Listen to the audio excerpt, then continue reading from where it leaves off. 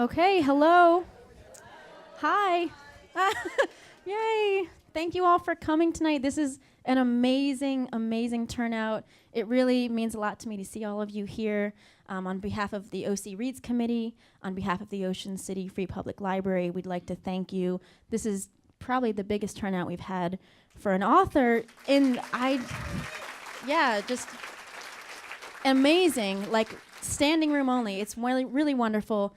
Thank you again for coming tonight.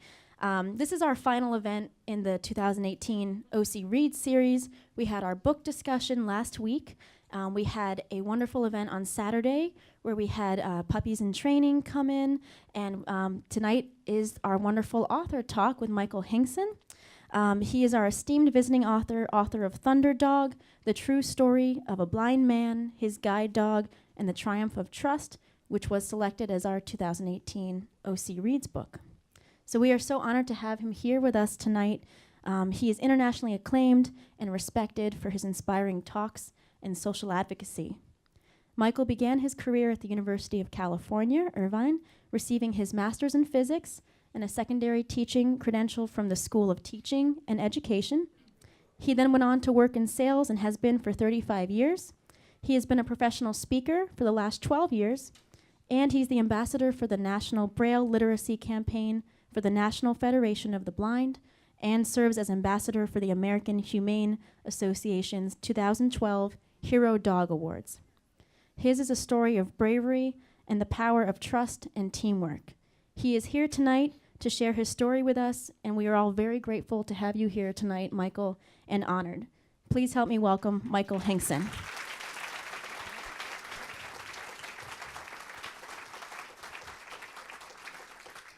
Wow, thank you, Julie. It's a pleasure to be here. Let me tell you about Julie now. So Julie kept worrying about how long is your speech, you're going to have time for questions and answers and all that, and she said, you know, maybe what we should do is that when it gets too close to the end of the time, we should hold up a sign in the back of the room. So I am speaking until I see the sign, which means we'll have a miracle, which is fine with me, or this could be a long talk. So you can wave your hands and all that all you want, but it won't do you any good. Well, it's really a pleasure.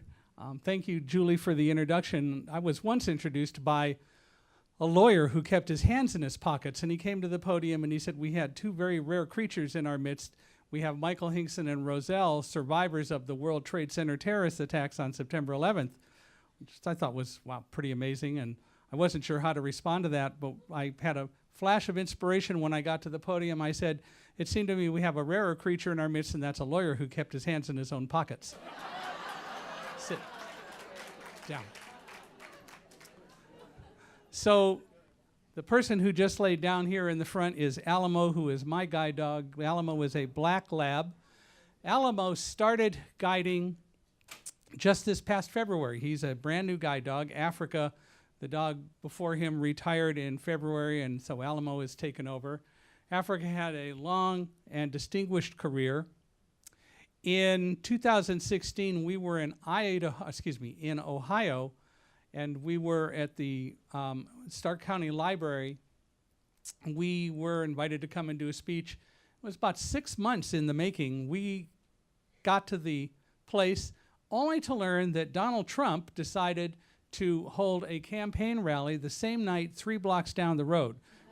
Clearly what Trump was trying to do was to steal our audience. The library had rented a theater, and it held 700 people, and I will tell you that we didn't lose any of those people, but Africa got pretty ticked, and so Africa ran for president. It was on Facebook. Africa believed that she, as a guide dog, had a nose-to-the-ground kind of politics that nobody else would have. And so, you know, she did not win. We were very disappointed, but we made our mark, so there you go. In any case, we're not here to talk about Donald Trump very much, and don't want to talk about Donald Trump very much. That's okay. Because if we talk about Donald Trump, we have to talk about all Washington politicians, and none of them have a clue, so it's okay. So it's easy to pick on Washington politics in general. Mark Twain did it, Will Rogers did it, And they said everything that needs to be said. What else can a body say about all those people back there? So we won't. We'll try to be a little bit more interesting and introspective and other kinds of things like that. So it is true that I was a survivor of the World Trade Center attacks on September 11th, 2001. The story, though, in one sense, isn't really about the attack. It's as much as anything how I got there and what led me to believe to be in the World Trade Center, as well as what happened to me that caused me to have the opportunity to be there. And so I'm going to start by telling you some of that story, and by telling it to you, setting the appropriate ground rules as follows. You need to know something about blindness and blind people. And no, this isn't alcohol, it's hot tea. That tastes good. So I want to start by telling you a little bit about my parents and use that to illustrate what I'm going to talk about regarding blindness. I was born in 1950. You can do the math. And I was born in Chicago, Illinois. I was one of many children who was born prematurely and who, in fact, because we were born prematurely and because our retinas did not develop properly and too much oxygen caused atrophying within the retina, I ended up, I don't want to say suffering, but having a condition called, at that time, retrolentrofibroplasia, RLF. If you want to know how to spell that, you can buy a copy of Thunderdog. We have copies of Thunderdog for sale. The nice folks from our local bookseller here are available, and we'll be selling books afterward, and yes, I will sign them. And we hope you'll buy them, and if there aren't enough, then you can get them to order some more, and I'm sure that they will do that because they like that sort of thing. They like books. But retrolentrofibroplasia causes blindness, to be real blunt about it. When it was discovered at about 4 or 5 months of age for me that I was blind, the doctors told my parents to send me to a home, to send me away, because no blind child could ever grow up and amount to anything in society. Blind people just don't have the ability to do anything relevant, and all I would do would be to damage the love and the relationship that they had with my older brother, 2 years older, and all I would do would be to damage the family dynamics. So the best thing that my parents could do would be to send me away. If you think that's bad, in other countries, they would take any child born with a disability and put it to death. So at least we don't do that and didn't do that. But we do make some very strange suggestions. Send the child away. The problem is people don't understand that it isn't the disability that's the real issue. The issue is people's attitudes about disabilities. Well, when the doctors told my parents what they did, my parents said, no, we're not going to do that. You're wrong. My parents, father with an 8th grade education, mother with a high school diploma, told the learned medical experts of Chicago that they were wrong, and that what they were going to do would be to take me home and raise me with the attitude that I could do whatever I chose, and that I would have every opportunity to do whatever I wanted to do in life. And that's exactly what they did. So as time went on, I learned to wash dishes and do other things and do other chores, just like my brother did, and participate in other activities and so on, which we'll talk about down the line. But the bottom line is that my parents said, it doesn't matter that our child is blind. That's irrelevant. What really matters, whether they put it in words like this or not, what they said was that disability is only what you make it. And that's what my story really is about, because in reality, it didn't matter that I was blind. I grew up not even thinking about the fact that I was blind. I went to a kindergarten class in Chicago that my parents and other parents of blind children of the time, in the baby boomer era, who were born prematurely, other parents helped organize a kindergarten class, and I learned Braille when I was 4 in kindergarten in Chicago. The only problem with that was that after kindergarten, we moved to California because my father had secured a job as a military contractor. So we moved to California. I had just turned 5, graduated kindergarten, but in California, you don't do kindergarten until you're 5. So I had 2 years of kindergarten. No, and I want to make it real clear, it wasn't because I failed. But the problem in California with kindergarten is we were in a town that had no blindness teaching ability, no person with Braille skills or any of the other things that I needed to advance my education as a blind child. So I kind of sat in the room in kindergarten, which wasn't a lot of fun. Did that in 1st, 2nd, and 3rd grade. I had some pretty good teachers for most of the time. Miss Hirsch when I was in the 1st grade, Mrs. Hill, who I requested in the 2nd grade, but in the 2nd grade for about 2 weeks, there was another teacher who claimed to know something about Braille, and I was put in her class, and she was kind of a mean person, and it turns out she didn't know anything about Braille, so they transferred me back to Mrs. Hill's class, and then Mr. Johnson in the 3rd grade, and I mostly sat around. Now, at the same time, my parents read me the homework assignments, so I knew what was going on pretty much. And my father also made sure that I had a mathematics education because he was a self-taught electronics and electrical engineer, and he was working on advanced projects dealing with the space programs and other kinds of technologies at Plant 42 and later at Edwards Air Force Base. And it was his job, self-required and self-made, to teach me math.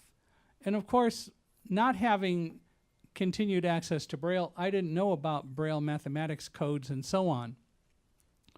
So I learned to do math in my head. I was doing algebra when I was 6.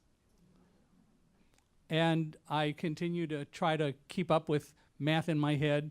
Doing advanced physics in my head is not quite as easy to do, so confluent hypergeometric equations and spherical Hankel functions and spherical Bessel functions and the wave equation and quantum mechanics and all that sort of stuff is not quite as trivial to do.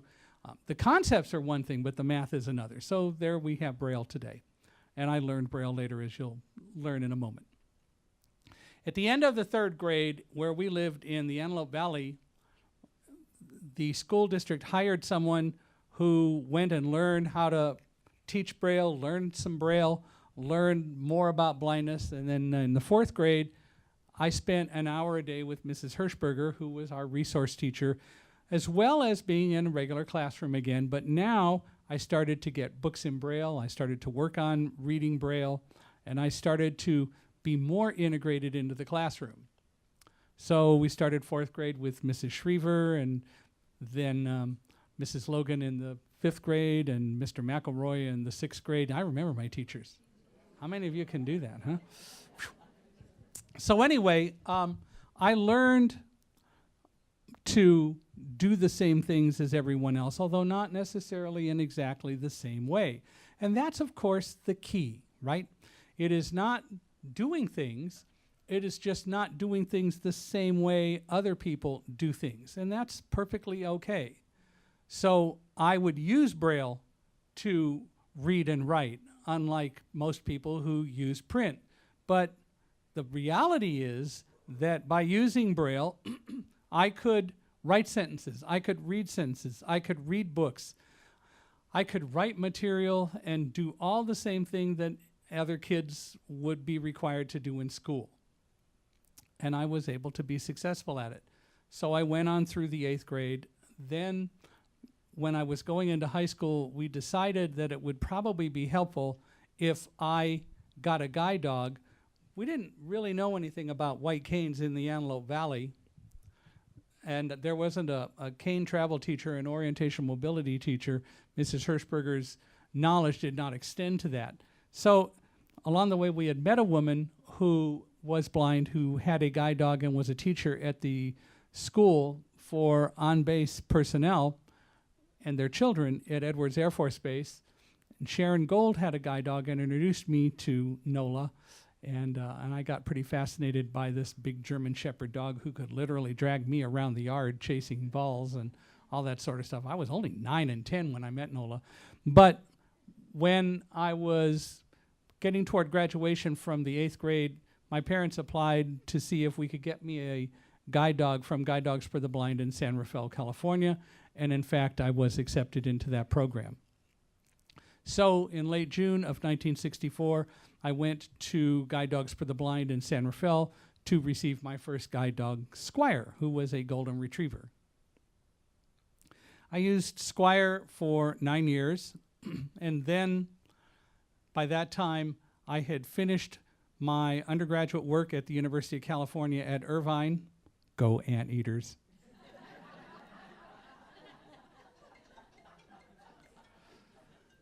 They don't really do football, but they have been in March Madness in basketball. I'm still rooting for the Scarlet Knights in football. I don't know what's going on, but go Knights! Come on! Don't let these people push you around. Jeez. They're probably doing better than UCLA though. But anyway, my wife is an SC grad. Anyway, she was in graduate work anyway. So I got a guide dog, and we started going off and doing things in high school just like anyone else. And the job of Squire was to guide me around the campus and make sure that we did such things safely. And that was fine until March of 1965. In March, I was called into the office of the vice principal, Mr. Fisher, and I was told that I wouldn't be able to ride on the school bus anymore. And I went, why? Well, the problem is that we have a rule in the Antelope Valley Joint Union High School District and in the student handbook for Palmdale High School that specifically makes it very clear that no live animals are allowed on school buses. And I said to Mr. Fisher, well, I understand, but I didn't even pay attention to that rule because my dog is a guide dog. And there is a state law that says I can take my guide dog anywhere that the public can go. And Mr. Fisher said, yeah, we understand that, but the superintendent has said it doesn't matter because the local school rule takes precedence over the state law. Yeah. So I took that home. By the way, what they did say they would do would be to hire a vehicle. They'd hire, and they did, hire somebody with a station wagon to take me to school every day. Now, here's a legal question for all you experts. Hiring somebody and having their vehicle take me to school, what does it make that vehicle under the law? A school bus! Hello, good for you. Hypocrisy most foul, hypocrisy most profound. In any case, I took that information home, and I had said to Mr. Fisher, you know that we have this law in the state, section 643.5 of the Penal Code of the state of California. I was taught that law at Guide Dogs for the Blind, and I even carried a card, and I said, I could show it to you, and he said, I know what the law is. But that's where we are. He didn't like it. We didn't like it. I went home. I told my father. My father demanded an immediate meeting with the school board. And so at the next regularly scheduled meeting, we were invited to come and plead our case. Before that meeting, the Saturday before, my father went and spent 4 hours in the library, and he came back all excited. Remember, he is a self-taught electrical and electronics engineer with an 8th grade education. He went to the library and read legal texts, read the law, and he came home and he said, this case is won. It's in the bag. Because the law specifically says, if you read the full text of the law, that blind people can take their guide dogs with them anywhere, including public lodging, any kind of airplanes and trains, and any other common carrier.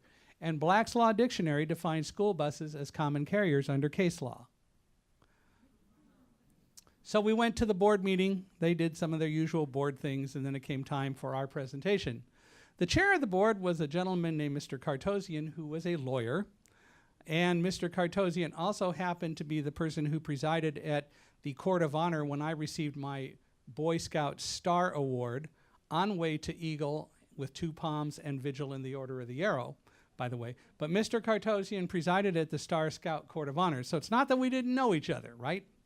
So the time for the hearing came, and the superintendent was invited to stand and state his case. And he said, well, this is real simple. We got a rule. No live animals on the school bus. Guide dog's live animal can't be on the bus. My father was invited by Mr. Cartosian to plead our case, and he got up and he said, well, the superintendent's right. This is a simple case. The fact is, under the law, section 643.5 of the Penal Code of the State of California, a blind person with a guide dog is allowed to take that guide dog anywhere, including on any common carrier. Black's Law Dictionary is very clear that, in reality, school buses are common carriers under the law, which means my son is allowed on the school bus. So the only question this board has to answer is, if you choose not to overturn the superintendent's decision, which one of you wants to spend a year in the penitentiary and pay a $1,000 fine, because that's what the law says will happen.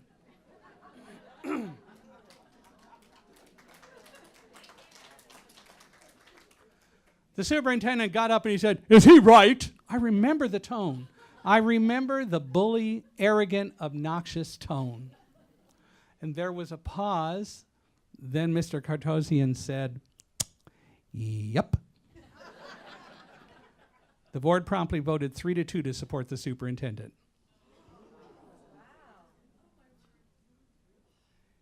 It isn't about blindness. It's about prejudice. It's about the poor attitudes and misconceptions that people have. People think we need help. People think we can't do things. People think that if we're blind, we're not really normal and part of society. That is wrong. So my father went home, and we sat down, and he said, I'm going to write the governor, because we had met the governor the previous year. Now, we didn't know the governor well. We weren't buddies or anything like that, but still. My father wrote a long letter, first reminding the governor how we had met at a Boy Scout craft fair the year before and things like that. And then he laid out the entire case. I wish I had the letter. It was really eloquently written. In any case, the letter was sent, and we didn't hear anything for a while. One Friday, my brother came home, and he said, I think something has happened, and Mike's going to be back on the bus, because somebody came out, Mr. Fisher, I think, came out and gave a note to the bus driver in the afternoon, and we got a call that night, I think it was, that I was allowed back on the bus. What really happened is that, and we don't know, I'd love to have been a fly on the wall, but we heard that the superintendent on this particular Wednesday was summoned to Sacramento. He flew up, and I understand that it was pretty bloody, and it wasn't very pleasant for him on Thursday. And Friday, the word went out that we were allowed back on the bus. It's about prejudice. You think that shows prejudice? Hang loose. So I went through high school riding the bus now, and Squire didn't do anything on the bus. I mean, he just laid there and was a good dog and all that. So we went to college. We had looked at several colleges. I went to UC Irvine in my junior high school year. We met Ken Ford, the chair of the physics department, and we talked a little bit, and he learned a little bit about me. He said, we'd love to have you come. And so I wanted to go to a small school, and we did. And so in 1968, the fall of 68, I went to UC Irvine, 100 miles south of where I lived in Palmdale, California. I stayed there for 4 years and got my undergraduate degree. On the dean's list, all quarters I was there. My academic advisor was not the chairman of the physics department, but the dean of the School of Physical Sciences, Dr. Frederick Reines, the discoverer of the subatomic particle, the neutrino, for which he since won a Nobel Prize. And Dr. Reines and I had several long philosophical discussions about physics, and he made it very clear that it didn't matter that I was blind. As he put it, he said, most of the physics work that I do is in a diamond mine in South Africa looking at particles that you can't see anyway. And he said, I can't even be there. I teach my postdoctoral students and other doctors and other students what it is that I want them to do, and I give them directions as to how to get the data that I want, and then when they transmit the data to me, then I do the thinking and develop the theories or develop the information and publish papers and do all those things that physics people need to do. You don't have to be blind. You don't have to be sighted. You don't have to be anything. You have to think. And you have to use your vision, which is one of the reasons, and you'll read it in Thunderdog, I adopt the phrase, don't let your sight get in the way of your vision, which happens way too often. In any case, we went on and I got my graduate work at UC Irvine. I was accepted and went on to do a master's degree in physics from UC Irvine. While I was there, I worked at the campus radio station for 6.5 years. Mostly I played old radio shows because nobody else was really playing them, and I enjoyed all the old shows from the 30s, 40s, and 50s and so on. And I was of the opinion that Fred Allen, the old radio comedian, was right when he said they call television the new medium because that's as good as it's ever going to get. So I loved radio, still do, listen to radio, old radio shows all the time. I collect them and have a lot of fun doing that. In any case, along the way in 1974, I started hearing something interesting. I was a member of the National Federation of the Blind, which is the nation's largest organization of blind people, over 50,000 members. The Federation, philosophically, pretty much had the same kind of ideas and concepts that I did about being blind, although I didn't know about them growing up, didn't know about them when we had the school bus issues and so on. But I had joined the Federation while at UC Irvine and started hearing about this guy, Ray Kurzweil. Now, Ray is an inventor and a futurist and a pretty bright guy all around. And Ray went to the Washington office of the Federation in 1974, and he said, you know, I've developed a machine. I've invented a machine that will read print out loud. You can literally put a book or a piece of paper on it. Doesn't matter what type style or what number of type styles are on the page, the machine will read it.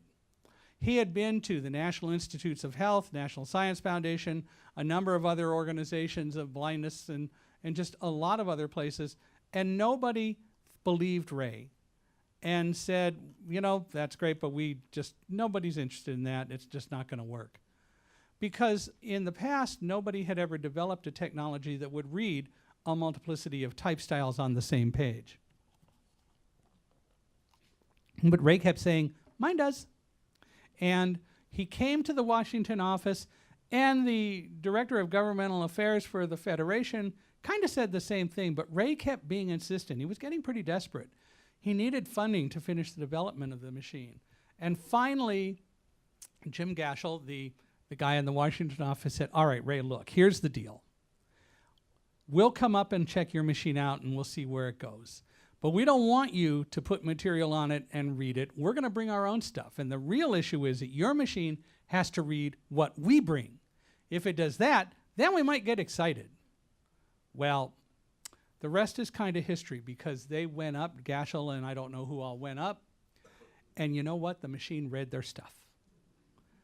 The first time blind people independently read any printed material. Now, you know, there are some limitations even today that OCR doesn't totally deal with, but the machine read it.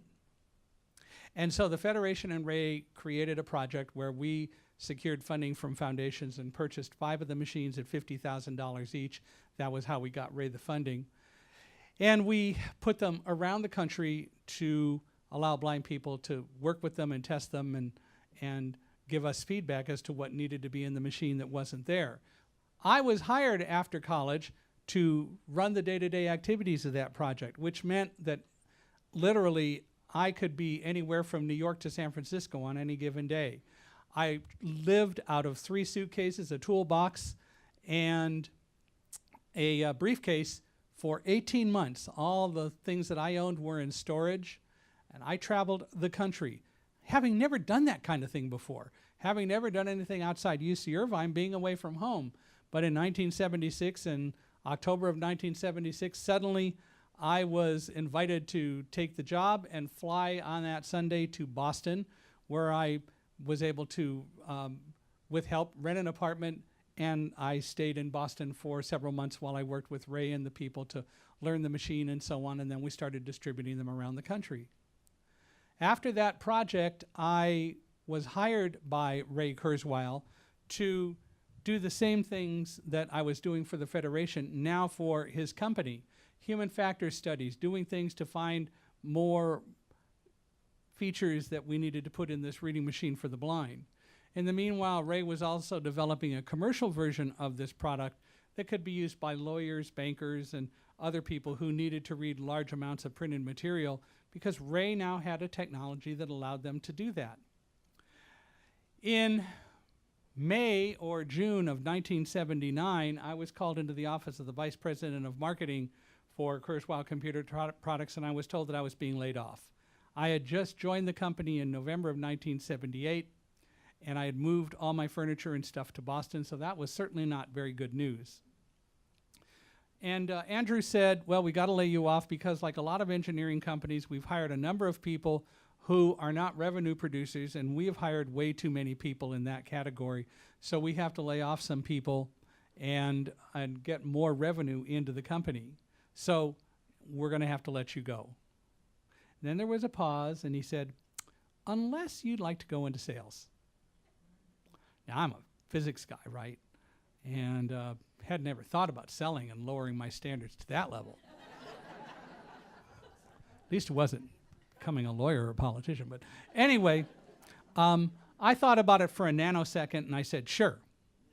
Because I didn't want to go off and find another job. Because I knew the statistics. The unemployment rate among employable blind people at that time was over 70%. It is still over 65%.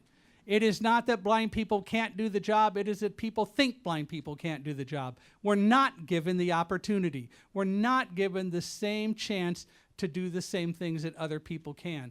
It's just plain given in the minds of most people that if you're blind, you need help, you can't do it yourself, you can't do anything. Well, you know, there are a lot of things that we might not be able to easily do, and the reason for that is that all you visually centric, light-dependent people do things in a visual way, and you don't tend to be inclusive. So it does make it challenging for the rest of us normal people. Think about it this way. The electric light was invented by Thomas Edison. Well, there's some discussion about that, but we'll go with it for now, that Thomas Edison invented the electric light bulb in the 1860s. Well, what is the electric light bulb? If you do it in terms of the Americans with Disabilities Act, of course, we didn't have that when I was working for Kurzweil, but what is the electric light bulb? The electric light bulb is a reasonable accommodation for light-dependent people who can't do anything in the dark, and that's all of you, except for the few in this room who are normal who happen to be blind. You light-dependent people don't do well without light. You can't do stuff. Don't tell me we're incapable. All you have done is develop technology to allow you to continue to do work when it's dark outside. And that's okay. We love you for it. We don't want you to not be able to do things. But don't sell us short either, and you do. That's the issue. I can make that case in so many ways. So I went to work for Ray in sales, always overachieved goals. While that was going on with the National Federation of the Blind, meanwhile, the Federation got involved in a project. One day, a gentleman was meeting with a group of people at some sort of function, including some people from the National Association of Insurance Commissioners. We couldn't buy life insurance in the 1970s and before. My parents could not buy a life insurance policy on me because the insurance industry said, if you're blind, you're a higher risk. You're going to die sooner. You're just not able to be rated and insured. And this gentleman, Jim Omvig, asked somebody from the National Association of Insurance Commissioners, so insurance companies do everything based on actuarial statistics and evidentiary data. That is, you develop mathematical models. You can absolutely, categorically prove why some class of people is rated differently than the norm, and you've decided what the norm is based on mathematics. Where is the evidence that blind people, just because they're blind, are a higher risk? Well, the guy told Jim, well, it's there. We've got it. And Mr. Omvig said, well, can we see it? Well, sure, we can show it to you. He said, Omvig said, if it's there, that's great. But if it's not, that's a problem. So the gentleman went away. A few months later, having not heard anything, Mr. Omvig contacted him, and he said, so, got that evidence? And he was told, well, you know, we've been looking for it. We've been trying to find it. I think they were also trying to make it up. But we can't find anything that shows that you're a higher risk because you're blind. Ooh. And so the National Federation of the Blind went into high gear and said, look, if you can't prove that we're a risk, then we demand to have the ability to buy life insurance the same way anybody else does at the same price.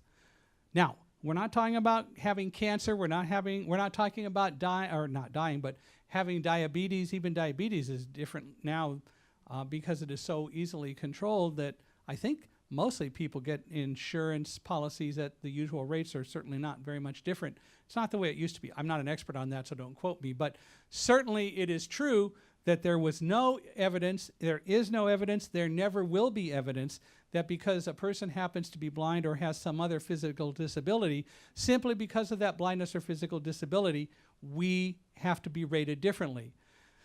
So the Federation started working with every state legislature. At the time I was in Massachusetts, I spearheaded the effort in Massachusetts. And by 1983 or 84 or so, every state in the union had passed a law that said insurance companies couldn't discriminate. And suddenly we were able to buy insurance again. The last bastion of hope for the National Association of Insurance Commissioners and in the insurance industry, actually, not the NAIC, but the insurance industry, was that the NAIC was going to pass a model regulation saying that blind people and physically disabled people could not be discriminated against. And somebody from the insurance industry called the president of the National Federation of the Blind one afternoon about 5 o'clock and said, we need your help. There's this dangerous rule that's being put in place that says that blind people can not be rated differently because they're blind, and we need your help to show evidence that blind people are a higher risk. Dr. Jernigan said, do you know who you're talking to? And he said, well, yeah, we call it the National Federation of the Blind. And Dr. Jernigan said, yeah, we're the people who are promoting and who are getting this passed. You guys are losers. He didn't put it quite that way, but maybe he did. I don't know. I wasn't there. But anyway, the rule passed, the model regulation passed, but by that time, all the states in the union passed it. Why couldn't we buy life insurance until then? Strictly, totally, 100% prejudice, discrimination, lack of understanding, lack of education, no knowledge that blind people are not really that different than people who happen to have eyesight, except that we don't worry about getting around in the dark, and we have the ability to think just like anyone else. In 1984, Xerox bought Kurzweil, and I was dismissed from working for the company along with every pre-Xerox takeover salesperson, and I was invited to go away. I couldn't do anything about it, so I went away and started looking for a job, now forced to do it, and plain couldn't find one. Every time I sent a letter, if I said I was blind on the cover letter to the resume, I never even got a response, or I got a thanks but no thanks. If I didn't say I was blind, occasionally they'd invite me in, but as soon as I walked in, well, we can't hire you. How would you get to the office to go to work? And I said, well, I'm here, right? No one brought me, because I always made sure that I got there on my own. But didn't matter. So what did I do? I started my own company selling computer-aided design systems for architects and engineers. PC-based CAD system, the most graphic thing in the world. How's a blind guy going to do that, huh? The reality is I didn't have to do it. I needed to know how to do it so I could describe it. I brought people in who could work the machines, but I didn't need to do it myself. Going back to what Dr. Reines said. We did that for 4 years, and then I went off and I sold the company and wanted to go back in the workforce. And so we were confronted again with the usual, what do you say in your cover letter? By that time, I was married. I got married in 1982 to Karen, my wife. Karen also happens to be a person with a physical disability. She's in a wheelchair. She's been in a chair her whole life. Good marriage. She reads, I push. But now she uses a power chair, so it's kind of more dangerous. I keep my toes out of the way. But this November, we'll have been married 36 years.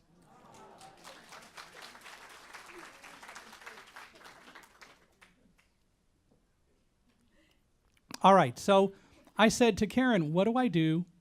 Do I say I'm blind or not? She said, you're a dummy. Only wives can do that, right? And they're usually right. But, you know, we can say it too, and sometimes we're right.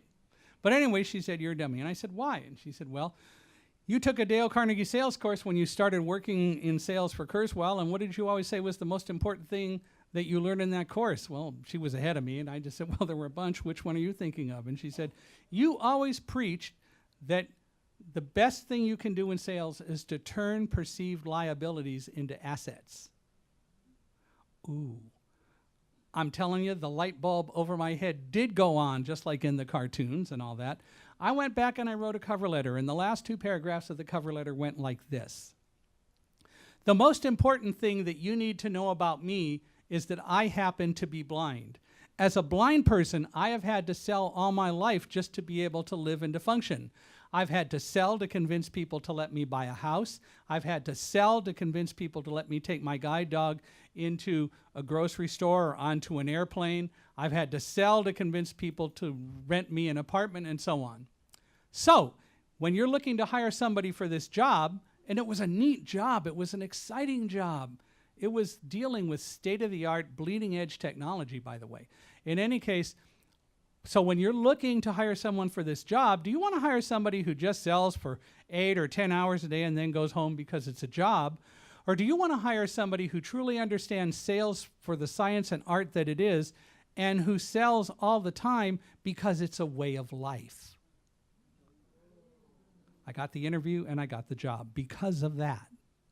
Turn perceived liabilities into assets. And that's something that we all can do a whole lot more than we normally do. Now, if I wanted to be real spiteful, I'd say in our political environment today, we got to figure out how to take the obvious liability and turn it into an asset, but we'll get there. Alamo, come. Good boy. Down. So, but you know, we're not going to really deal too much with politics. And as I said, it doesn't matter. They're all in the same. They're all in the same boat, so we can paint them all with the same brushstroke. But anyway, it's fun to pick on Washington. So anyway, I got the job and went to work for this company and worked there for 7 years, including in 1996 being asked to move back to New York to open an office for them. Then I was recruited away, and in 1999 recruited away again to a company. It was a manufacturer of disaster recovery tape backup systems, the products that people used to back up their data every day and store it on computer networks. So it's something that like every company has to do on Wall Street. They have to keep their data available. They have to make sure that they have every transaction. So they record it on some sort of media and take it off-site to make sure that it's available. Most of the people that I interacted with used our products to record, at that time, data on tape and restored it and stored it in facilities in Mountainside, New Jersey, which always made me laugh growing up in California. Mountainside, which wasn't even a hill as large as a hill in California. Hey, but whatever. Perception's a wonderful thing. We lived in Westfield, so we were close to Mountainside, so it was always fun to talk about Mountainside. In any case, we opened the office for Quantum Corporation, and that we opened on the 78th floor of Tower 1 of the World Trade Center in 2000. I was asked in August of 2001 to set up some seminars for one of our major distribution partners so that they could teach their resellers how to sell our products. And so we opened, we set up the seminar. I contacted David Frank. David was the person in charge of distribution pricing. He wanted to come to be a part of the seminar, and I thought that was a good idea so he could talk about pricing. I, in turn, would do the technical aspects of the seminar and be the person that these people would be dealing with on a regular basis. But David was there to help as well. So we set up the seminars for September 11th, you guessed it, 2001. The day before, I went home and I restored all of my products, or backed up my products, all my information from my laptop onto my home network so that I had them available somewhere if I ever needed them. I always did that. And later we went to bed. Now I need to tell you, by this time I had my 5th guide dog, Roselle. I got Roselle in November of 1999, And Roselle was a guide dog. When I got her and the trainers asked what I wanted in a guide dog, I said I want a dog with an on-off switch. I wanted a dog that knew when to work and when it was time to play. Time to play when the harness comes off. Roselle did a great job. She was absolutely perfect at that. Her only problem was that she was afraid of thunderstorms, like a number of dogs. There are ways to desensitize dogs to thunderstorms today, but they didn't exist back then. So at 12:30 that morning, that is the morning of September 11th, suddenly Roselle was pushing my hand. We were in bed and asleep, but Roselle woke us up. She was very nervous and shaking. We knew that there must be a thunderstorm headed our way. She always gave us about a half-hour warning. I took Roselle down to my office in the basement, and I turned on my stereo and turned it up loud. But the thunderstorm, God has a sense of humor, came right over our house. It sounded like explosions and bombs outside. And poor Roselle was just under my desk shaking and just panting and not really able to cope. But she stayed there because to come out would have meant she would have seen lightning and it would have been worse. And she was there until 2 in the morning when the storm passed us by. Then we went back up and went to bed and got up at 5 o'clock on the morning of the 11th to go into the office to do the seminars. So we went into the office, got there about 7:40 in the morning, and as I came to the door, a gentleman arrived with a big cart that contained food because we had ordered food from the Port Authority cafeteria. So I took him in and showed him where to set up. I went into my office. I got the laptop projector that we were going to use to do our PowerPoint slides. That was my job. Yes, blind people can do PowerPoint. You guys think it's all visual. It's not. I don't do PowerPoint in these presentations, though, because PowerPoint and slides and visual things are way overused, and I want you to listen to what I'm saying so we don't have a lot of graphics and pictures to divert you, so that hopefully you'll listen. It's a challenge, I know, but you can do it. In any case, we got the projector set up. The only thing I didn't do extremely well was to aim it.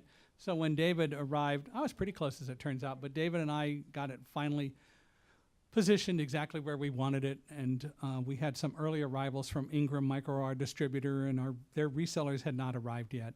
So we got all set up.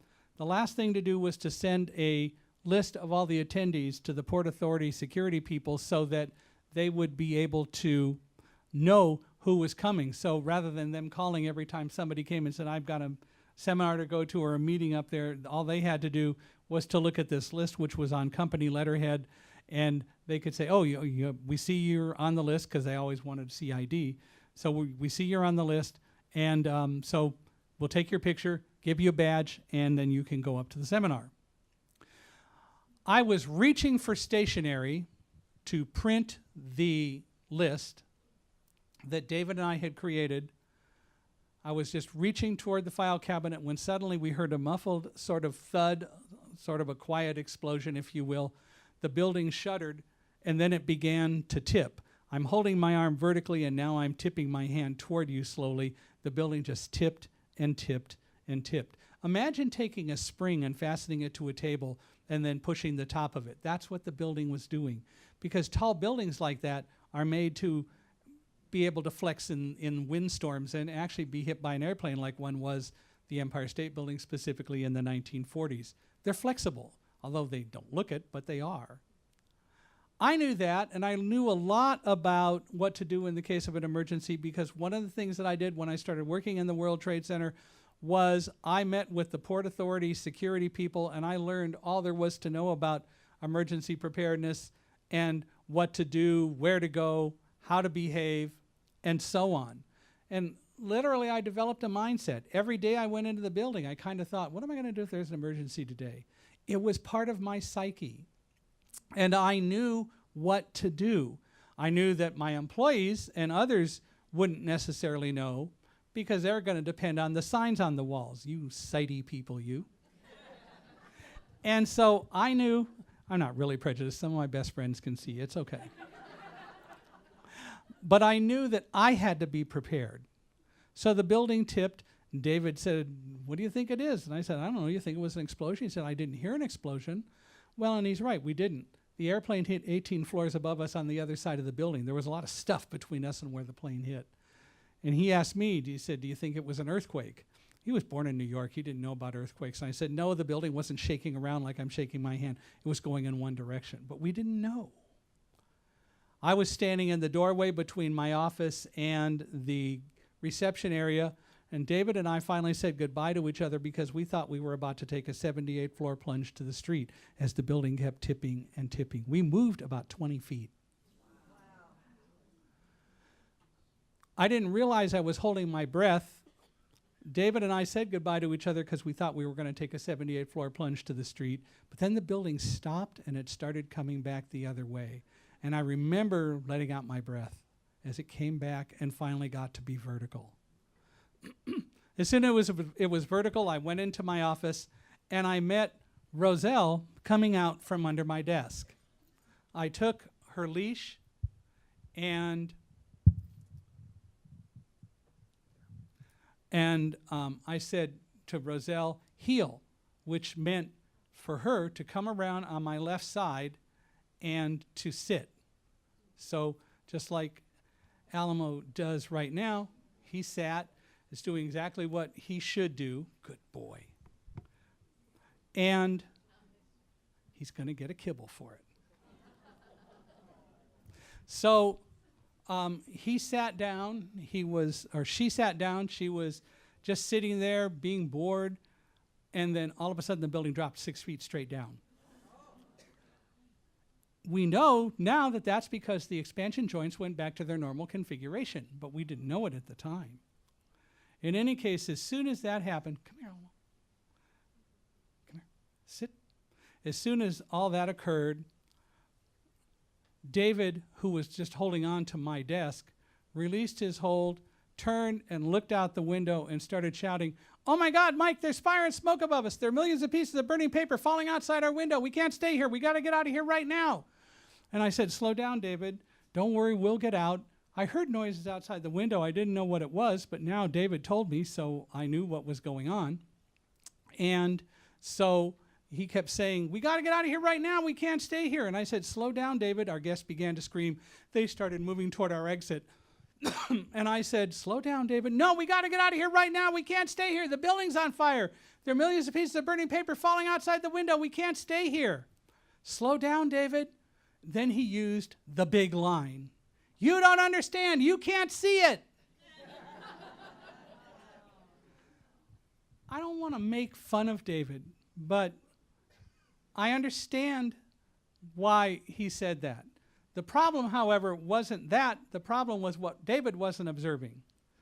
Namely, that I had a dog sitting next to me who was just wagging her tail, who, when she was afraid, like with thunderstorms, would shake and shiver. She wasn't doing any of that. She was yawning, going, "Who woke me up? I was sleeping real good."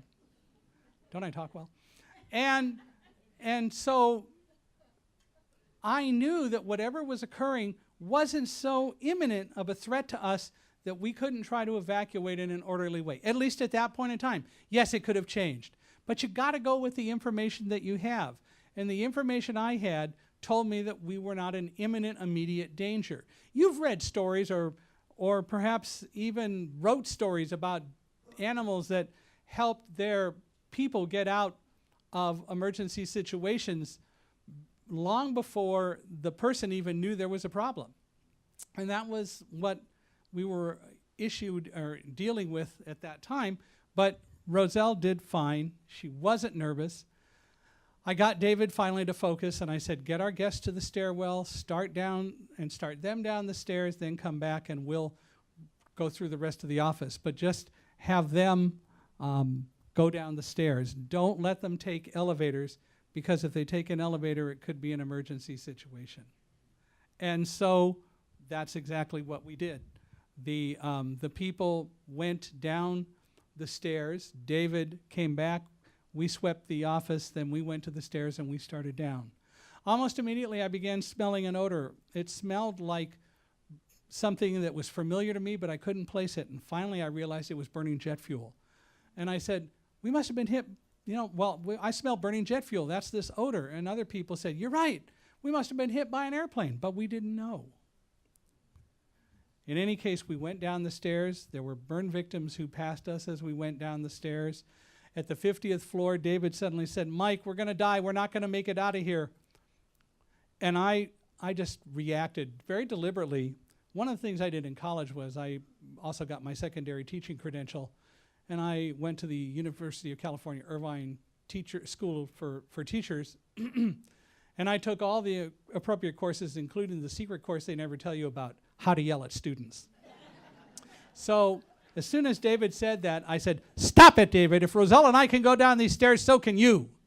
And I was very deliberate about that. He told me later that brought him out of his funk, and what he immediately wanted to do was something to keep his mind off of what he was thinking about with the jet fuel and the fire that he saw and all that. So he said, I'm going to walk a floor below you on the stairs, and I'm going to shout up to you and tell you everything that I see on the stairs.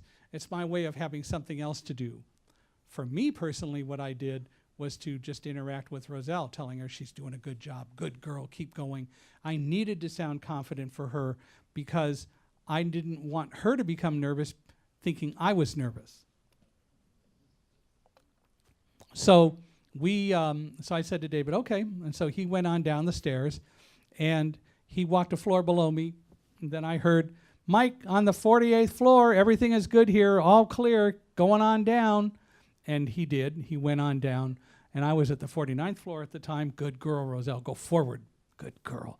Down some stairs, left, down some more stairs.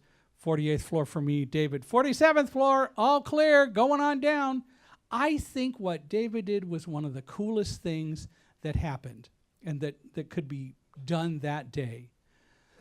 What David did is not well recognized. What David did is virtually unknown, but what David did was so incredible because David, by shouting at every floor and saying what he was seeing and what was going on, David not only told me, which was okay, I didn't really need it, but he told me. But what David really did was he created a beacon. He became a focal point for anyone within the sound of his voice who could hear him, and he was saying everything is okay. People above him, people below him, people who couldn't even see him because they were around and up or down on the stairs were being told by a voice somewhere in the stairwell, everything's okay here. He had to make people feel more calm and confident. And no one talks about it. I think it's one of the coolest things that happened that day. We kept going down the stairs. Finally, David said, hey, I'm at the 30th floor, all clear here. Hey, the firefighters are coming up the stairs. Everybody move to the side and let them by. The stairs were wide enough to do that. I, on the other hand, went down to where he was, and I said, what do you see? And he said, well, the firefighters are coming. They're not here yet, but they're dressed in their heavy clothing, and they're carrying packs on their backs, maybe 100 pounds of stuff. It was probably 50 or 60, as I learned later, but still a lot, because you had to carry all the tools up. You couldn't store them upstairs unless you put the same things on every floor, which is grossly expensive. If you put them somewhere and there was fire below, you wouldn't get to that equipment. Bottom line is you had to carry the equipment. The first guy got to us, and he stops right in front of me, and he says, as sighted people often do, hey, buddy, you okay? Because, blind people can't hear.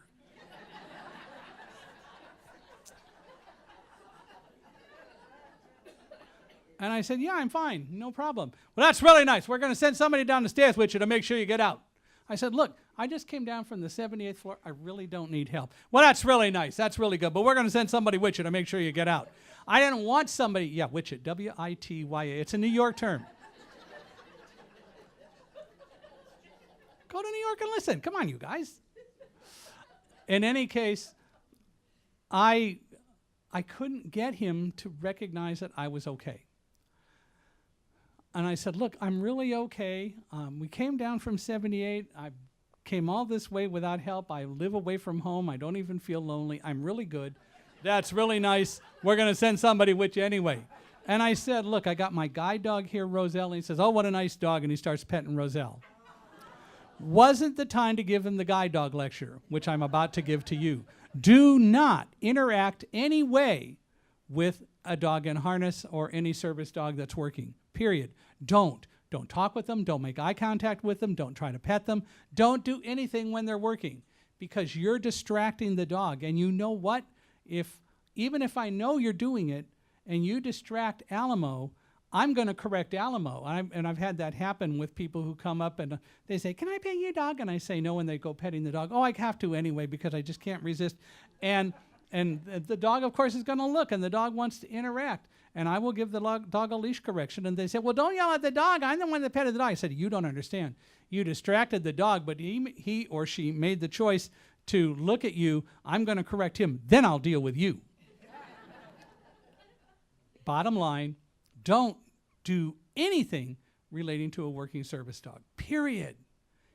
Anything that you do can be a distraction. And it's hard to keep the dogs trained when they're so loving and want to visit. So you need to take the responsibility of not petting. Anyway, it wasn't the time to give them that lecture. It also wasn't the time to give them the lecture about blindness isn't the real disability, it's your attitude. So I just turned to my friend David and I used the sight card. I said, "Look, David can see, he and I are together, we're good." And the firefighter turned to David and said, You're with him?" And David said, "Yeah, leave him alone, he's good." And he said, "Okay, then we're going to go on up and we'll deal with upstairs. You go down the stairs."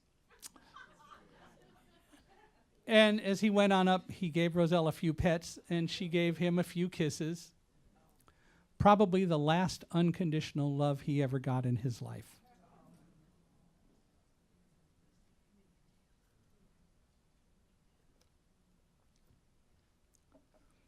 So he went on up.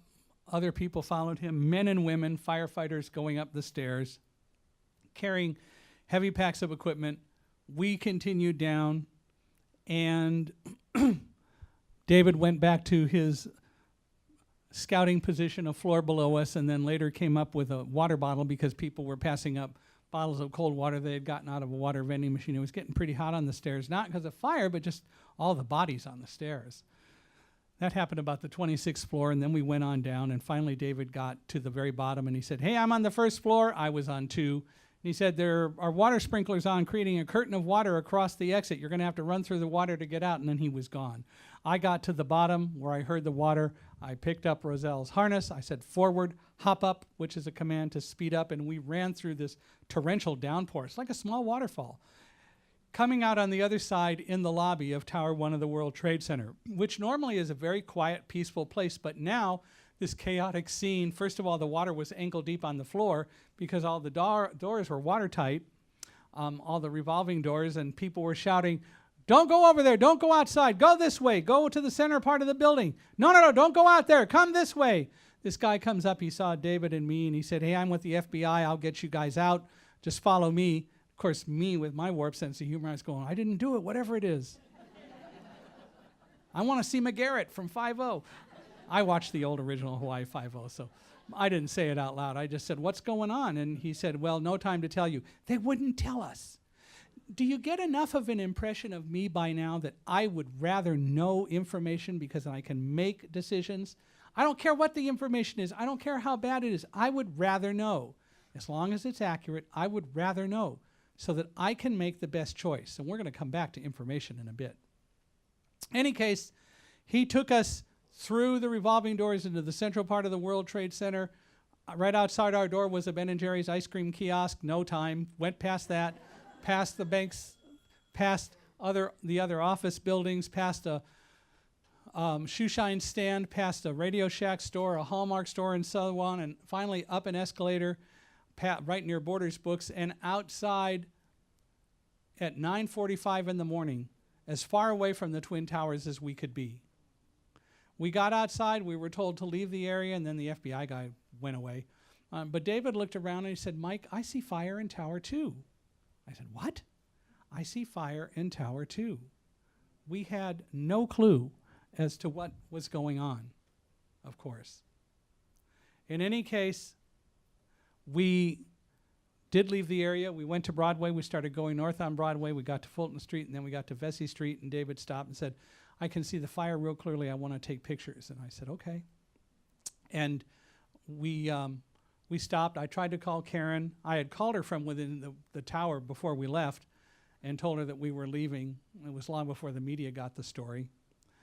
But then when I got outside and I tried to call her, I couldn't get through. We know now, of course, the circuits were busy. People saying goodbye to the loved ones. I had just put my phone away and David was putting his camera away when a police officer yelled, "Get out of here, it's coming down now." We heard this rumble that became this incredibly loud, deafening roar. I describe it as a combination of a freight train and a waterfall. You could hear metal tinkling and clanking and crashing and glass tinkling and then this white noise sound of the building collapsing. Everyone turned and ran. David turned and ran. He was gone.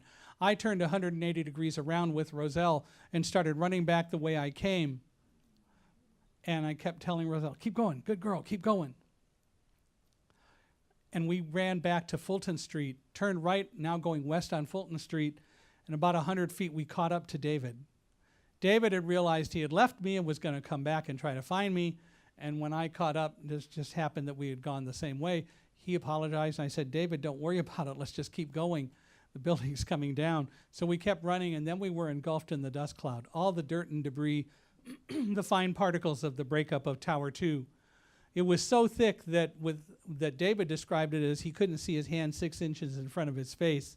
I described it as with every breath I took, I could feel junk and stuff going down my throat and literally settling in my lungs.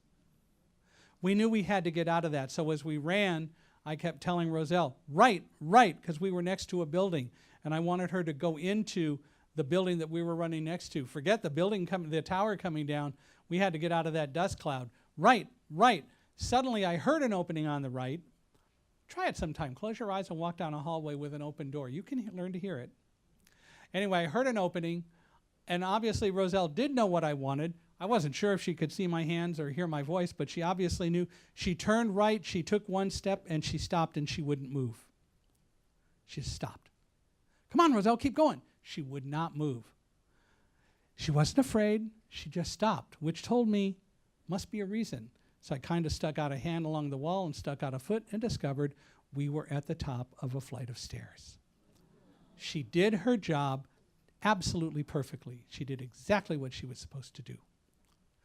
She got a hug right there, and then we went down the stairs and found ourselves in the little arcade entrance to the Fulton Street subway station. At the bottom, there was a woman who was crying and saying, "I can't see, my eyes are full of dirt, I don't want to fall in the subway, someone help me." Well, I came down very close to her, so I reached out and I took her arm and I said, "Hey, don't worry, I happen to be blind, but I know where we are, and you're like 10 feet away from the Fulton Street, from the next set of stairs going down. You're not in any danger, you're okay. Try to clean out your eyes, it's all right. By the way, what's your name?" She said her name was Carol, and I said my name was Mike and all that. And she worked at cleaning out her eyes, I guess, and about a minute later, a guy named Lou from the subway system came up the stairs, and he found us there, and he said, "I've got some other people in an employee locker room. Follow me, and I'll take you down. There's a water fountain and benches and stuff." There were about 8 or 9 of us there, so we followed him down and went to the locker room and sat on benches and hacked and coughed and tried to clear out our lungs and had some water and didn't even talk much.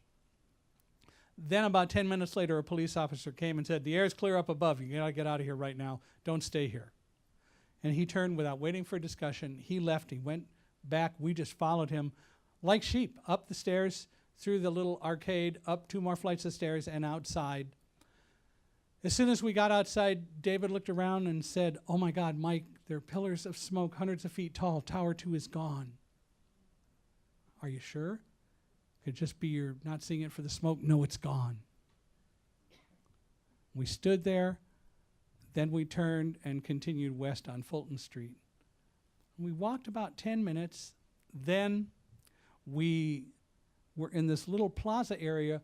When we heard that freight train waterfall sound again, we knew it had to be our tower collapsing. David looked back and saw another dust cloud coming our way. So we ran kind of to the side out of the main path of the dust cloud, hunkered down, covered our faces, and waited for everything to stop. And when it did, we stood up. David looked around and said, "Oh my God, Mike, there's no World Trade Center anymore." And I said, "What do you see?" And he said, "All I see are fingers of fire and flame, hundreds of feet tall, pillars of smoke. The towers are gone." We had no idea. We just stood there in shock. And then about a minute or two after that, I decided I'm going to try to call Karen to let her know we're okay. And I called her, and this time I got through. After some tears on both sides of the phone, she's the one who told us how both towers had deliberately been hit by terrorist attacks with hijacked airplanes. The Pentagon was struck and a fourth was still missing. Now, by the way, I've been talking to some folks and I've been reading some of the conspiracy theorists and some of the things that they've said. They don't know what they're talking about. Some have said that the buildings were hit by microwave energy and they were turned into dust. Not hardly. How does that explain all the fire and flame and particles? But more important than that, for me, I was there.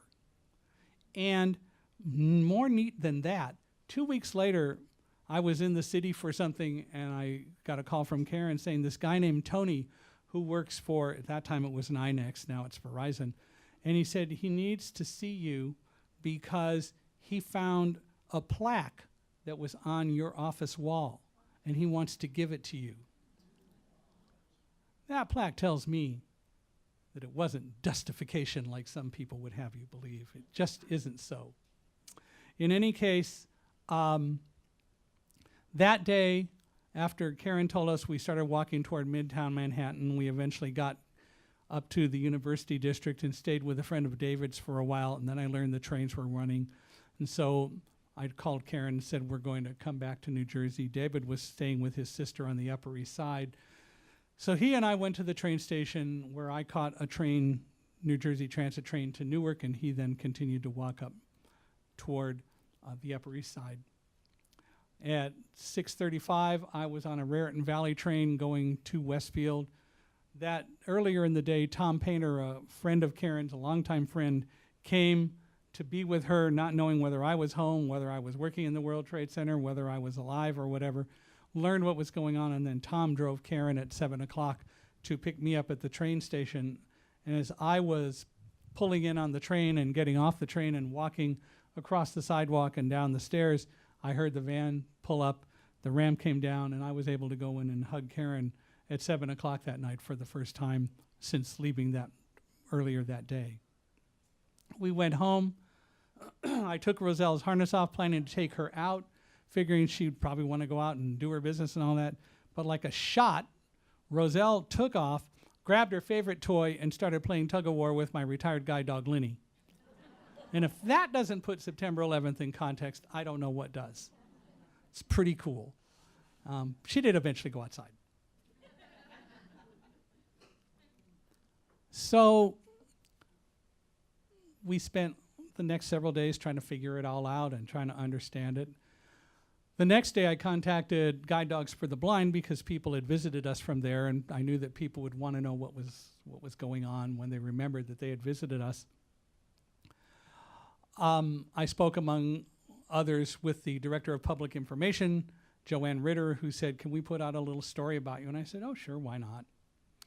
And she said, this is going to really be big on TV. I'll bet I could get you on TV. What show do you want to go on first? I'm sitting there going, oh, come on. So I sort of flippantly said, oh, Larry King Live. 3 days later, we got a call about noon saying that Larry wants us on the show that night, and we went into the city and we're on Larry King Live. First of 5 interviews with Larry. And Larry, by the way, wrote the foreword to Thunderdog.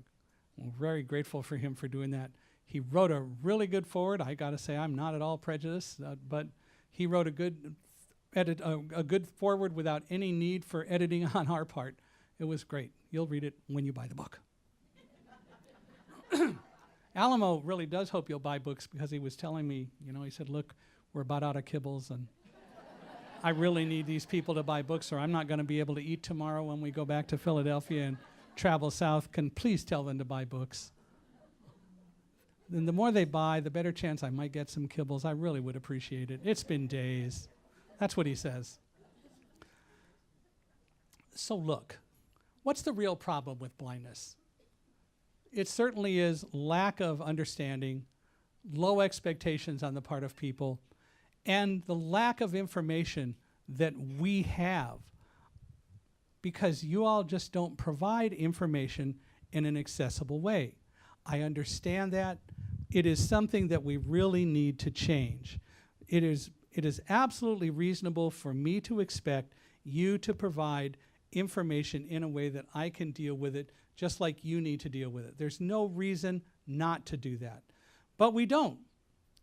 3 years ago, I was contacted by a company called IRA Tech Corp, IRA spelled A-I-R-A. And I was emailed by this gentleman who said, we've got this great product. It uses smart glasses that have a camera built into them. And what we do is that the camera transmits information to an agent who is trained to describe. And literally what happens is that anything that the camera sees will be transmitted to the agent, and the agent can then describe it to you. So you could be traveling and going somewhere, or you could be trying to format a letter or resume or whatever the case happens to be. And IRA can give you the information so that you can do it. You can be going to a store, and IRA can take you shopping and do all the things that you would normally do. So rather than going to a store and somebody helping you around the store, mainly just to buy the stuff that you want to buy, but they don't tell you about sales and other things, you can use IRA to literally go off and travel around the store, learn about what's on sale, learn about everything else, read the sell-by dates and all those sorts of things, all the information that people normally don't give you, traveling through airports like Dallas-Fort Worth and finding the Skylink. I want to show you what IRA is. And as I call an agent, calling IRA agent. I want to tell you that you need to understand technology doesn't solve the problems. Connecting to agent. It gives me information, but if I don't have the confidence or the knowledge to use Connecting to agent. it doesn't really matter. Connecting to agent April. Oh, we're going to get Starting video. April. Please wait. Hello, Michael. This is April with IRA. How may I help you? Well, April, you can tell me what's going on. Oh, well, I see that you're standing at a podium facing a bunch of people. Hey, April. April, Yes. are they awake? Yes, they have their eyes open. Oh, good. I was just worried. So I'm telling them about IRA. Welcome to Ocean City, New Jersey. And why don't you, for fun, tell me kind of just very briefly what you see around the room. Well, what I see around the room, it looks like we're in an auditorium with some seats that go up and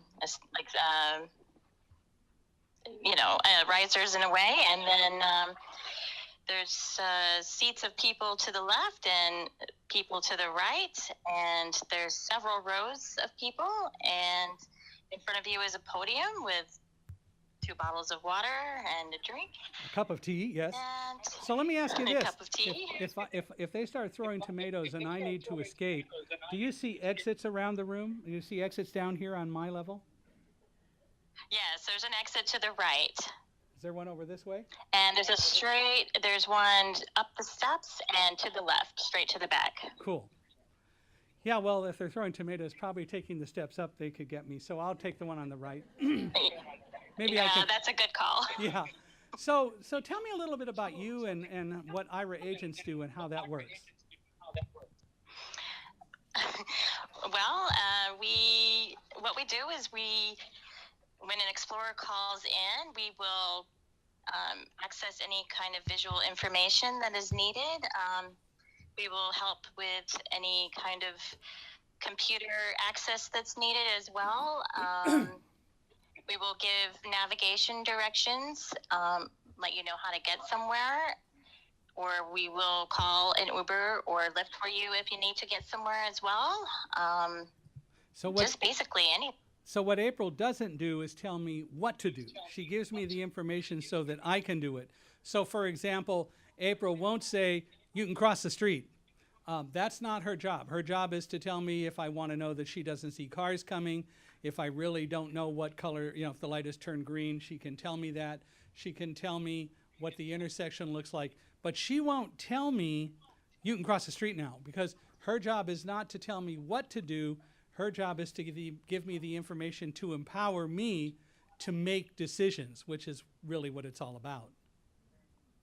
So have you taken anybody on a cruise yet, April? I actually have been on a cruise with an explorer. I believe they were in Canada taking a cruise, and I got to see the lovely water and take pictures, and I took pictures of his wife also as she was standing with the sea behind her. Speaking of which, I would really appreciate it if you would take a picture of the audience. Anybody mind if we take a picture? This really makes blind people great photographers, because through the camera, April can take pictures. So I'd appreciate it if you'd take a picture, tell me what you want me to do so you get the best shot, and then send it to me. And if you want to put it out on the Slack channels to all of IRA, we're at the Ocean City Public Library, and we're doing an IRA demo. Oh, wonderful. Okay, great. So if you can, scan a little to the right. Okay, great. And hold still, and I will take a picture in 3, 2, 1. Taking picture. Stay still. Picture taken. Upload completed. Resuming video. So the whole world of IRA is going to see this shortly, I'm sure, because April will send it out. But definitely I would like it in my role as well. But feel free to send it out to Suman and the whole world. Wonderful, will do. Well, thanks, April. We're going to go off and do some other stuff, but I appreciate your time. Thank you so much, and you guys have a great day. Thanks, April. Thank you. Bye-bye. And this means, like with the Kurzweil reading machine, I now have information I never had access to. Any visual information can be described. The idea is that I get to make the decision of what to do with it, but the fact is that with an IRA agent, and the agents are trained, they're not volunteers, they're hired by IRA, they're actually taught how to describe once they demonstrate that they have the aptitude for it. So any of you, if you think you're really good at describing, you can go to the IRA website, ira.io/careers, and apply to be an agent. You'll take a test. It's a timed test where you'll get 20 questions all about describing pictures and reading maps and so on. And if they like your answers to that, then they'll invite you to go through the rest of agent training. You'll also go through a background check. So, you know, if you have an issue there, then you might not want to apply. But you go through a background check. You are required to sign non-disclosure and confidentiality agreements, because agents will be doing anything from the kinds of things that April described to reading financial documents. Lawyers use IRA to read material in discovery and other things relating to cases they're working on. And we have to have the trust that the agents aren't going to do anything with that information.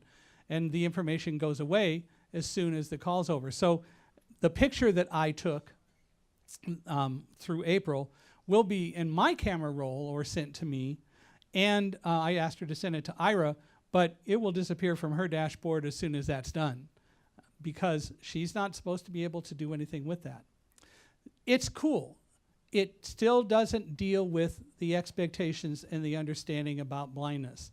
Ira's doing all it can to help by making things available. She talked about computer access, because just today we announced to the world that Intuit is paying for a program that IRA has, where any blind person who owns a small business or contracts to be involved with a small business and needs help dealing with any visual information, any person can call IRA and they can get answers to any of their questions and get help with that visual information, and it won't cost them anything because Intuit's paying for that IRA time.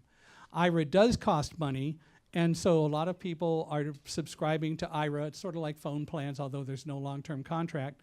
We're also forming an organization called the Do More Foundation, and you can read about it at domore.io. Do More is intended to raise funds to help offset some of the costs of IRA, because over 40% of all blind people can't afford it. It's just too expensive. We live on limited incomes because we can't get the jobs and have the opportunities that we ought to have. So we're working on various ways to deal with that, and one is Do More, to try to be able to get funds to offset There's a program called Back to School, so any blind college student can apply and get IRA for this year at no charge. So a lot of neat things. It doesn't change anything regarding expectation. It doesn't change anything regarding attitude. It gives me information and it empowers me through that information, certainly, but it doesn't change any of the basic challenges that we have that people think we need help. I go on airplanes all the time and people want to escort me to my seat. How in the heck can you get lost on an airplane? They always say in the announcements before you get on the plane, you need to be able to lift your luggage into the overheads and all that. But when I get on the plane, oh, let me help you put the luggage up. They don't think I can do it. Very frankly, I can do it with my eyes closed. But those are some of the things that we deal with. So this has gone on. I've talked a while. If you'd like to spend the time doing it, I'd love to answer any questions that you have. Just let me tell you, don't raise your hands. You'll learn that blind people don't do hands well. Unless somebody wants to come up and be a hand pointer outer, Julie or somebody. But I'll be glad to answer any questions that you have. And then I've got something I'd like to read to end. It's actually called Guide Dog Wisdom, Lessons I Learned from Roselle on September 11th, and maybe one other thing after that. Who's got a question? And I have a microphone here. Oh, we so got I a will, microphone. We're really good. run over to you and Run. Wait for the mic. Wait for the We mic. are recording this, so if you Oh, would wait dear. for the mic, that would be great. Thank you for everything you've announced this evening. It's wonderful. But how long did it take to go down the steps? It actually took from the time the plane hit until we got outside an hour. About 8:50, we were in the stairwell going down. We actually got down to the bottom of the stairs about 9:30, 9:35 or so, but then it was another 10 minutes before we were out. So it took an hour from the time that we felt the plane hit until we were outside. And you know what? It had to be worse for all of you than for us, because we were in the stairwell. We had no clue what was going on. When we got outside, David looked around and said, "I see fire in the second tower." I went, "What? There's fire." We thought it was just as likely that the fire had jumped across from our building, because when it was tipping toward Tower 2. We didn't know. We had no clue. But when we got outside, David saw the fire for the first time. Next question. Do you find Siri useful at all? What? Oh. Hey, Siri. Oh, excuse me. Hold on. I'm going to have to turn my phone on to do this. But I find it useful because it is one way to interact with an iPhone and give verbal commands. But like you, I also interact with the iPhone virtual keyboard and so on. There is a setting in the iPhone called accessibility. It's in the general category. And with that setting, you can turn on something called VoiceOver. And VoiceOver is a program that will verbalize everything that comes across the screen. And so I am able to hear what's going on. I'm going to try to do this. Try again. 8th Slack. 2 minutes ago. #marketing. No. All right. Let's. Ira uses a service called Slack, and there are 50 million Slack notifications a day, so it makes it tough. 1 notification. Slack. 2 minutes ago. #marketing. Let's see if that works. Tomorrow before. 2, 6. Okay, I'm going to have to enter my passcode. 4, 1. Don't anybody listen. I'm not going to tell you what it is, because that wouldn't be good. 0. Voice utilities folder. But it worked. Okay, so, Business folder. hey Siri, 3 what's the devices. Dodger score?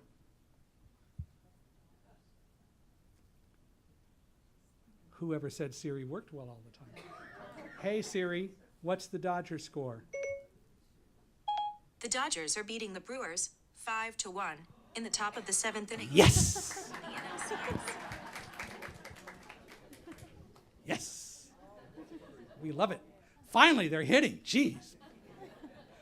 In any case, I do find it helpful. And there's a long story about iPhone accessibility because Apple didn't want to do it, and it took a threat of a lawsuit to get them to finally make the system accessible. And that lawsuit threat came after Target refused to make their website accessible, and they went through a lawsuit period with the National Federation of the Blind. If they had just made their website accessible, which is all software coding, it would have cost what? Maybe $40,000 in hours to do it. They refused. And by the time they finally settled the lawsuit, it cost them $8 million. There's no need for that. But it's all about the prejudice in the world about blindness, and it's all about what people view concerning blindness and whether blind people are going to use products. It's totally backwards, but it's the way it is. Apple, after Target, recognized that a lawsuit wasn't going to be a good idea, and they fixed it. They haven't done everything I'd like them to do because they don't do anything to mandate that app developers make their apps accessible, but it's becoming a little bit better in terms of developers doing it. But Apple should set some basic not just guidelines, but standards and mandates. They mandate everything else about apps that go into the App Store. So it isn't Siri necessarily, because I can type. I also can use my Braille Edge up here and connect via Bluetooth and type directly into the system just like you would, although you're going to use the virtual keyboard faster than I. So oftentimes I'll use Siri, but I'll use other technologies to be able to allow me to work it well as in addition. So Siri helps, but it's not the biggest solution to the problem. And sometimes it can understand me and sometimes it can't. It does do well with the Dodger score. Yes. Next question.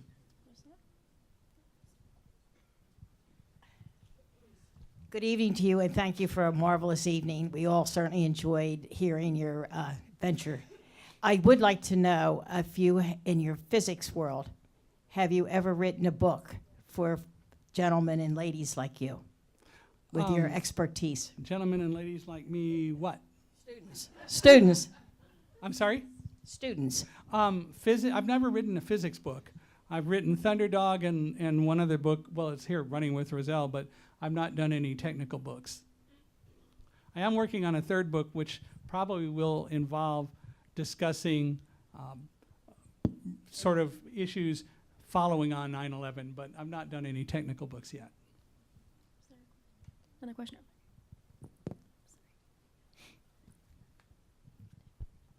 Next. Hi, Mike. Hello.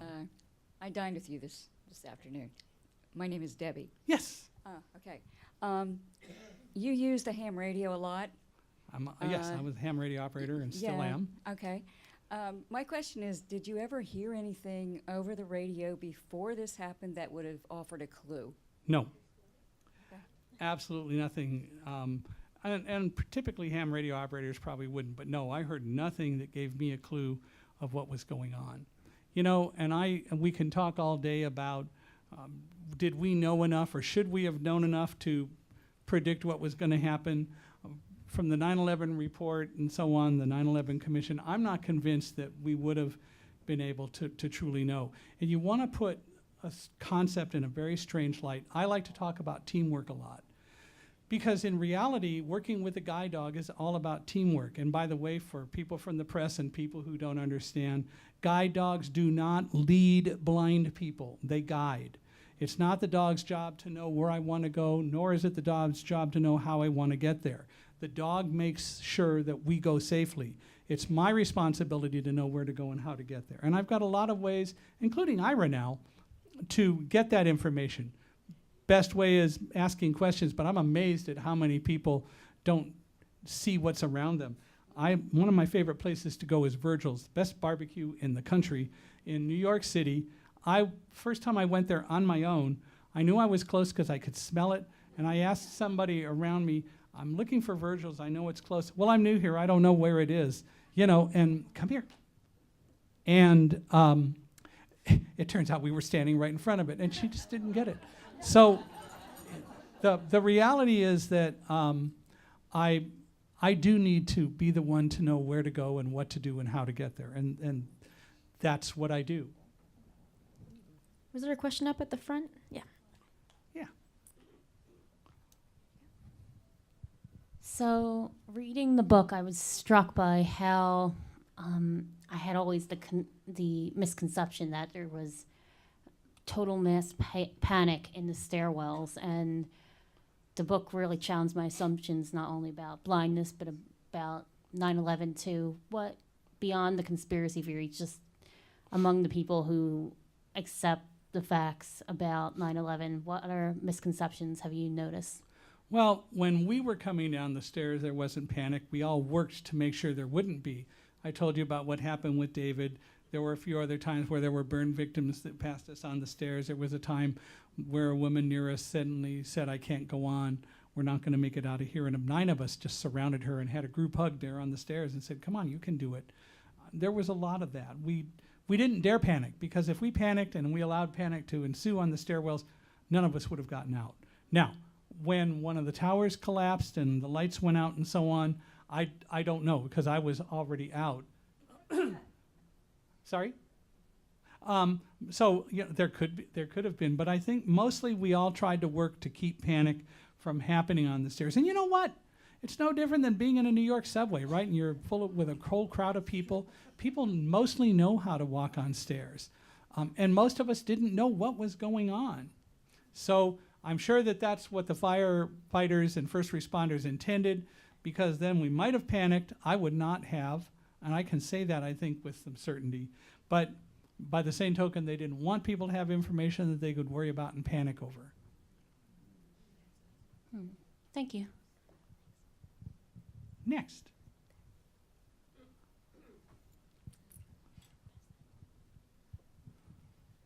One of the things when I read the book that I thought was most surprising to me was when you were a kid, you were actually riding a bike in the street. Can you?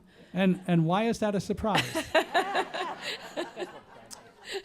The surprise is that you think that you have to have eyesight to do stuff, right? Why should it be a surprise that a blind person rides a bike? I wasn't the only blind person that did that. And I'm not trying to be difficult with you, but that's part of the whole point, isn't it? That the expectation is you got to see to do stuff. The fact is, I could hear what was going on around me. If a car was coming and I was uncertain, I could pull off to the side. I could hear cars that were parked along the street, so I could avoid them. I could hear other things. So I was capable of riding a bike without any major difficulty up and down the streets and so on. It wasn't that magical to be able to do it. It's just that people don't think you can do it, and that's what really ends up being the big problem. And I'm trying to say that simply because we have these deep-rooted prejudices that you have to see to do stuff, and that's what we have to get rid of. Next question.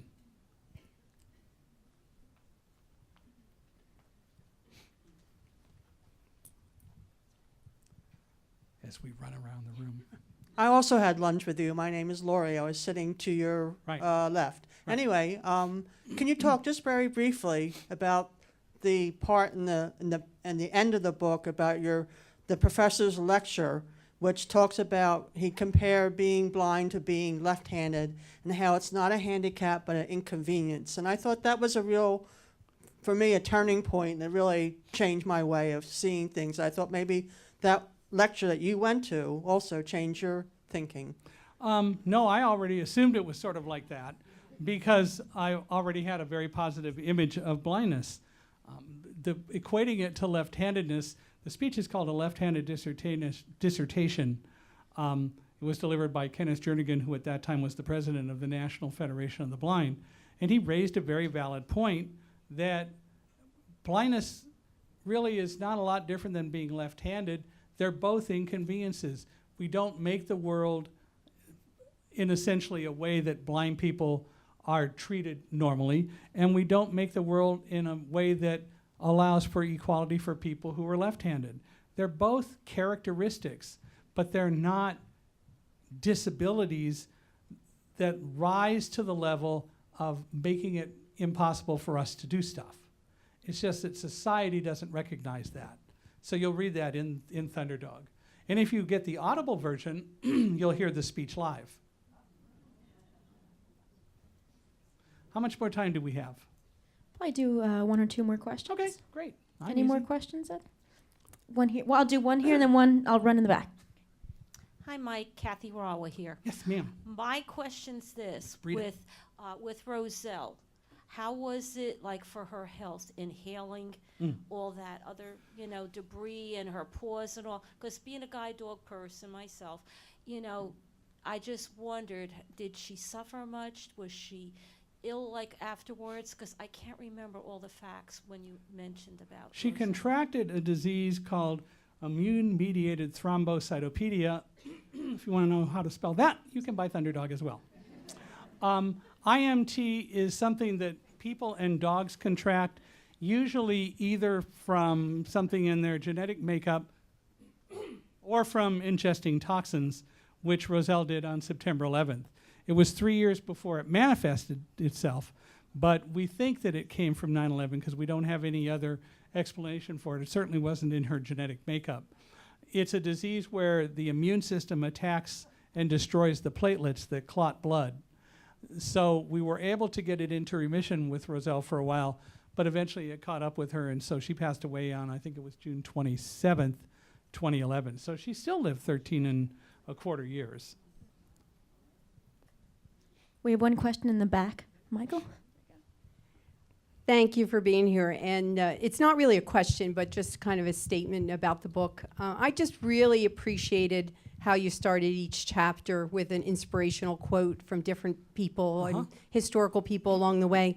But I also want to just say thank you, too, for incorporating faith into the book as much as you did, and to really be the impetus to direct you to get your message or get this message out through book, through these different conversations and meetings that you're doing. And it just was so important to see how important that was to you, to keep you calm and to keep you focused on what your direction was meant to be. And just thank you for being here. Sure. Yeah. As she said, faith is certainly a significant part of my life and always has been. And in Thunderdog, on September 11th, there was a point, and I tell the story where when we were running away from the collapsing Tower 2, when I turned around and started running with Roselle, I said, God, I can't believe that you got us out of a building just to have it fall on us. And when I did that, I heard a voice in my head just as clearly as you hear me now that said, don't worry about what you can't control. Focus on running with Roselle, and the rest will take care of itself. When I did that, and when I heard that voice, I just had this sense of overwhelming peace and calm that if Roselle and I just continued to work together, we would be okay. And we certainly did. I think that faith is a significant part of what ought to be in our lives. But I think it's even more than faith, not to preach too much. But the reality is, I think that most people don't really talk to God. They ask God through prayers and so on, but do we really listen to hear responses? And we kind of look for signs, but do we really expect and know that we'll get answers? And I think that's where what happens in most religion breaks down. I'm not going to go into long Christian discussions here, or Islamic or Jewish or Buddhist discussions, but all of these churches, all of these religions have the same God. And the fact is, how we get to God isn't the issue, it's whether we do. And whether we truly believe and understand that there is the opportunity to have that kind of relationship, that's what we really need to deal with. I'd like to read you a couple of things. One is an area, it's a part of Thunderdog. It's called Guide Dog Wisdom, Lessons I Learned from Roselle on September 11th. So I want to read you that, and then I have one other passage to read. So Guide Dog Wisdom goes like this. Number 1, there's a time to work and a time to play. Know the difference. When the harness goes on, it's time to work. Work hard. Others are depending on you. Number 2, focus in and use all of your senses. Learn to tell the difference between a harmless thunderstorm and a true emergency. Don't let your sight get in the way of your vision. Number 3, sometimes the way is hard, but if you work together, someone will pass along a water bottle just when you need it. Number 4, Roselle's favorite, always but always kiss firefighters. Number 5, ignore distractions. There's more to life than playing fetch or chasing tennis balls. Number 6, listen carefully to those who are wiser and more experienced than you. They'll help you find the way. Number 7, don't stop until work is over. Sometimes being a hero is just doing your job. Number 8, the dust cloud won't last forever. Keep going and look for the way out. It will come. Number 9, shake off the dust and move on. Remember the first guide dog command, forward. Number 10, when work is over, play hard with your friends and don't forget to share your favorite Boda-bone. So those are Roselle's lessons. I want to read to you something else. These are the last 2 paragraphs from a speech delivered by the founder of the National Federation of the Blind, Dr. Jacobus Tenbroek, in a speech that he gave in San Francisco at the National Convention in 1956. Dr. Tenbroek was one of the foremost constitutional law scholars of the 20th century. His lessons and treatises on tort law are still actually used today. Dr. Tenbroek, I think, delivered the most profound speech in his career in 1956, and I want you to hear the last few paragraphs, and I want to leave you with it. It gives you something to think about. It goes like this. And this was a speech delivered to blind people, so he makes references to comments that agencies made, so we could spend all day talking about that because blindness agencies are as clueless as politicians, but we won't go there. In the 16th century, John Bradford made a famous remark which has ever since been held up to us as a model of Christian humility and correct charity, and which you saw reflected in the agency quotations I presented. Seeing a beggar in his rags creeping along a wall through a flash of lightning in a stormy night, Bradford said, "But for the grace of God, there go I." Compassion was shown, pity was shown, charity was shown, humility was shown. There was even an acknowledgement that the relative positions of the two could and might have been switched. Yet, despite the compassion, despite the pity, despite the charity, despite the humility, how insufferably arrogant. There was still an unbridgeable gulf between Bradford and the beggar. They were not one, but two. What might have been, no matter what might have been, Bradford thought himself Bradford and the beggar a beggar. One wise, the other misguided. One strong, the other weak. One virtuous, the other depraved. We do not and cannot take the Bradford approach.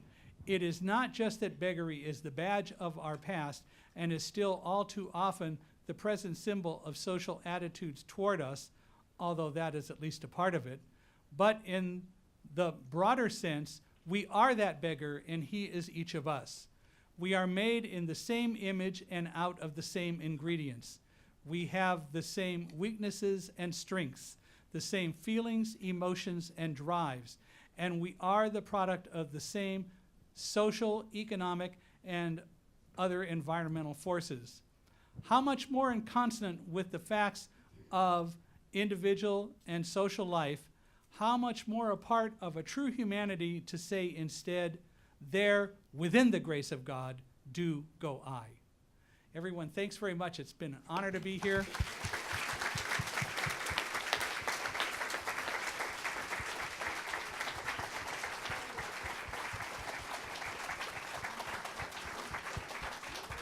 So while we're selling books and signing books, I am going to take Alamo's harness off, so you're welcome to come up and visit with Alamo.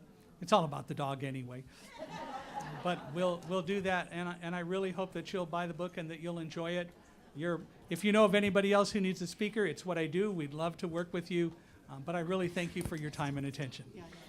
Thank you again, Michael. Give us a few seconds. We're going to set up a table right next to the podium, and we'll set Michael up there for the book signing. All right, thank you.